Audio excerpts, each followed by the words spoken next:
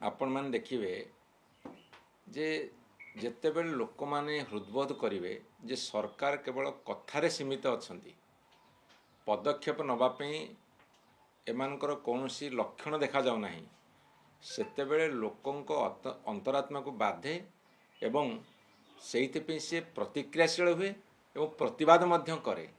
ଆଉ ପ୍ରତିବାଦ କଲାବେଳେ ସେଇଟା କେଉଁ ରୂପ ନେବ ସେଇଟା କେହି କହିପାରିବେ ନାହିଁ।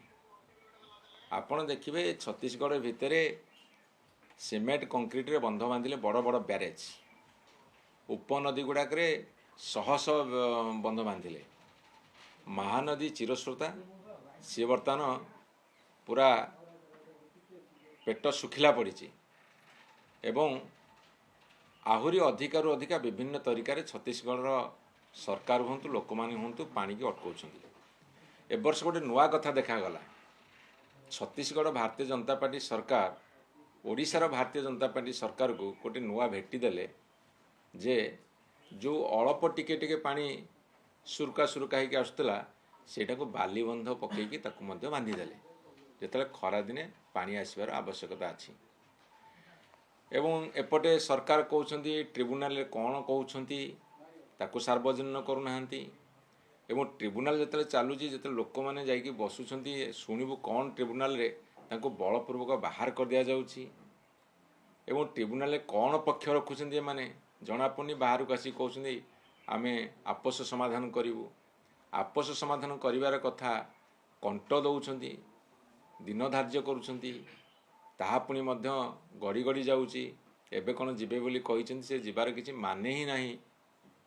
ତୁମର ତ କେନ୍ଦ୍ର ସରକାର ଅଛି ବିଜେପି, ଛତିଶଗଡ଼ରେ ଓଡ଼ିଶାରେ ବିଜେପି ସରକାର। ଛତିଶଗଡ଼ ସରକାର କେବେ ବି କହିବ ଆମେ ପାଣି ଛାଡ଼ିବୁନି, ଓଡ଼ିଶା ସରକାର କହିବ ପାଣି ଦିଅ।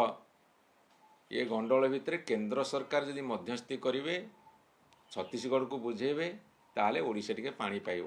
କିନ୍ତୁ କେନ୍ଦ୍ର ଅହେତୁକ ନିରବତା ଅବଲମ୍ବନ କରୁଛନ୍ତି, ଯାହାଫଳରେ କି ଏ ଗୋଟେ ସମାଧାନ ହେବାର ବାଟ ଦେଖାଯାଉ ନାହିଁ।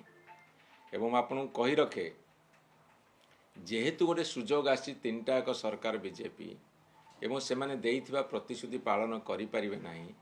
ମହାନଦୀ ଶୁଖିଲା ପଡ଼ିବ, ମହାନଦୀର ବାଲି ଯେତେବେଳେ ମାର୍ଚ୍ଚ ଏପ୍ରିଲ ମେ ମାସରେ ଭୟଙ୍କର ତାତିରେ ଖଇ ଫୁଟୁଥିବ, ସେତେବେଳେ ଲୋକଙ୍କ ଭିତରେ ପ୍ରବଳ ପ୍ରତିକ୍ରିୟା ଦେଖାଦେବ। ଆଉ ପ୍ରତିକ୍ରିୟା ଭୟଙ୍କର ରୂପ ନେଇ କ'ଣ କରିବେ କିଛି ଠିକ୍ ଠିକଣା ନାହିଁ। ବିରୋଧ ହେବ, ବିକ୍ଷୋଭ ହେବ, ଦରକାର ପଡ଼ିଲେ ଲଢ଼େଇ ବି ହେବ। ସେ ଲଢ଼େଇର ପରିଣାମ କ'ଣ ହେବ କେହି କହିପାରିବେନି, କେଉଁ ରୂପ ନେବ କେହି କହିପାରିବେନି। ଆଜି ଏହି କଥାଟା ସରକାରଙ୍କୁ ଆମେ ଚେତାବନୀ ଦେବାକୁ ଚାହୁଁଛୁ। ଆସନ୍ତାକାଲି ତା'ର ଗୋଟେ ଝଲକ ମିଳିବ ବୋଲି ବର୍ତ୍ତମାନ ଗଣମାଧ୍ୟମରେ ପ୍ରଚାର ଚାଲିଛି। ଦେଖାଯାଉ ଭବିଷ୍ୟତ କେତେ ଭୟଙ୍କର ପରିଣତିକୁ ଅପେକ୍ଷା କରୁଛି।